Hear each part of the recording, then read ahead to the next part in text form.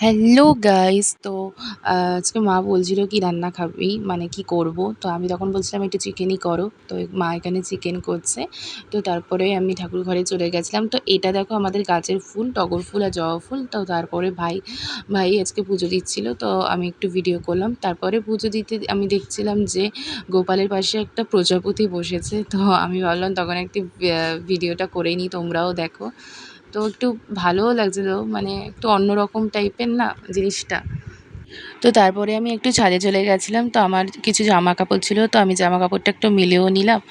আর বিকালবেলায়, কারণ সকালবেলার টাইম হয়নি, বিকালবেলায় মিলে দিয়ে চলে এসেছি। তো আর এটা দেখো, তারপর ছাদ থেকে এসে দেখি আমাদের চন্নমন্নু বিড়ালটা খেলছে। আর এরা এত সুন্দর লাগে না, এত কিউট লাগে দুজনে একসাথে যখন থাকে। তো তারপরে আমি একটু বিকালে একটু ভুট্টা খেতে চলে গেছিলাম। আর যা গরম পড়েছে, বিকালে আর বাড়িতে থাকতেও ভাল লাগছিল না। তো তখন ভাবলাম একটু ভুট্টাই খেয়ে আসি।